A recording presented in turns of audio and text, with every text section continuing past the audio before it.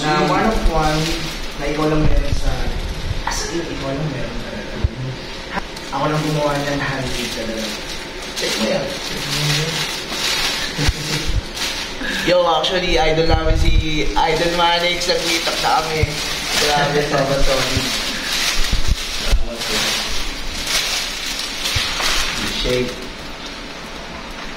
Handmade din lang yan, bro. Talaga? Oo, handmade. So, ibig sabihin na bang pang-embroid ka lang? Oo, meron talaga. Wow, thank you, bro. Appreciate. Yeah. Talagang tinayin mo lang.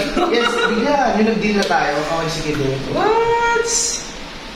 Pero bro, ganda, ganda. Appreciate. Ganda. Handmade lang yan, kuya. Gusto ko kasi ng mga, mga Dagat talaga.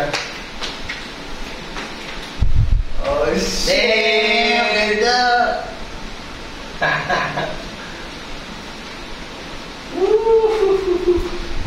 Much appreciate. Sobrang salamat. Shit, bro, grabe to.